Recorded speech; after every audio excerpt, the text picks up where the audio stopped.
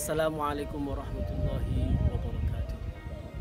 Bismillah, alhamdulillah, wassalatu wassalamu ala rasulillah Sayyidina Muhammadin ibni Abdillah, la khawla wa la quwwata illa billah, ma ba'da. Mengawali pertemuan pada hari ini, marilah kita berdoa bersama-sama, mudah-mudahan apa yang menjadi keinginan kita bersama dimudahkan dan dikabulkan Allah Subhanahu wa taala.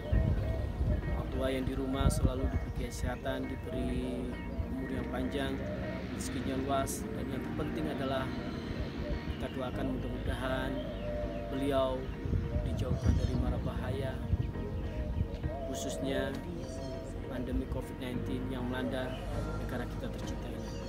Al-hadiniya wa alaikum sholihat Rasul Muhammad sallallahu alaihi wasallam. Al-Fatihah.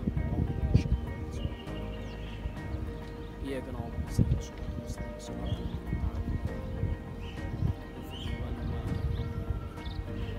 Anak-anakku sekalian yang berbahagia, perkenalkan nama saya Ahmad Amin Qutbi. Pakai Q ya, Qaf. Kalian boleh panggil saya Pak Ahmad boleh, Pak Qutbi juga boleh. Kalau kakak kalian yang sekarang kelas 12 itu panggil saya Pak AA ya, Ahmad Amin. Asal saya dari Banyuwangi, jadi kalau kalian mau ke Bali itu pasti mampir di daerah saya sana ya, Banyuwangi namanya. Semester ini saya mampu kelas 11 ya. Biasanya sih kelas 10. Sudah 1 tahun ini saya ngajar di kelas 11. Dalam semester yang kita akan lalui ini nanti kita akan membahas 5 pokok bahasan ya. Pokok bahasan yang pertama adalah tentang kedudukan manusia sebagai hamba Allah dan sebagai khalifah Allah. Yang kedua,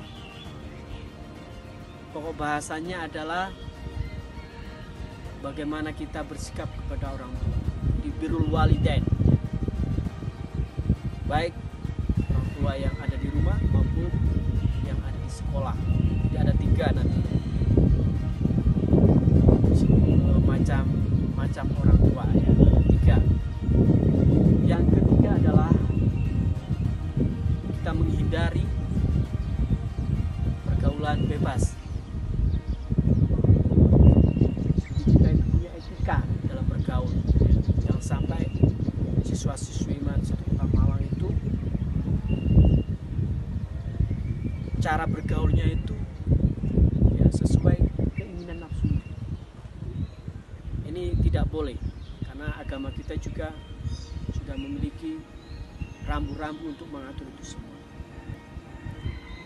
Yang nomor 4 adalah toleransi ya, toleransi kita akan bahas itu nanti, baik secara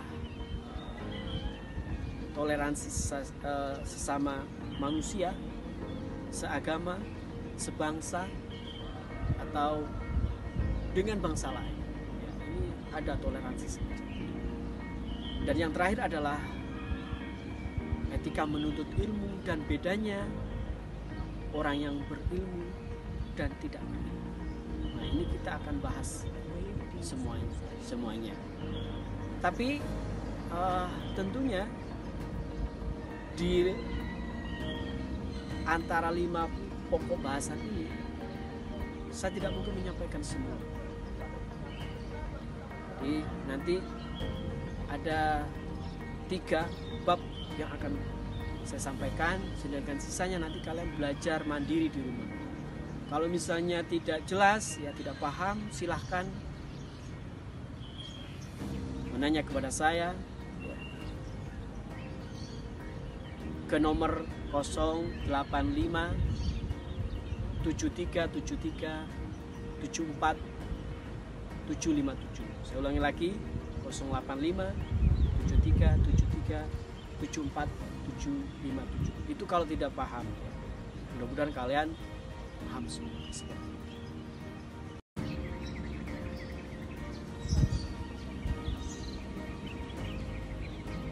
Anak-anakku sekalian, setelah kita mempelajari pokok bahasan yang sudah saya sampaikan tadi, harapannya adalah kalian itu bisa memahami ya, memahami apa yang sudah kita pelajari, kita bahas.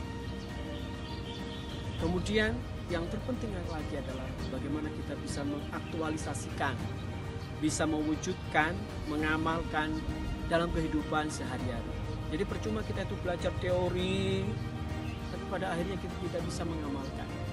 Ada sebuah makalah mengatakan, al-ilmu bila amalin kasyajari bila sama.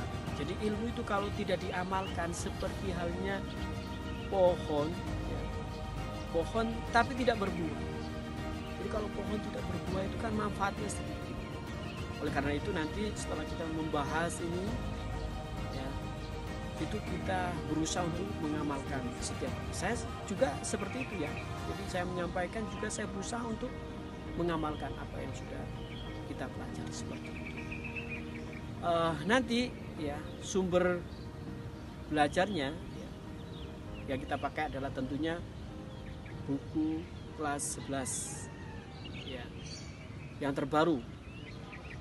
Nanti saya share ya bukunya, ini masih belum ada yang dicetak, masih berupa link, dan nanti saya sampaikan linknya ya kepada kalian semua sehingga kalian nanti bisa membaca. Setelah membaca kita mulai untuk mempelajarinya seperti itu.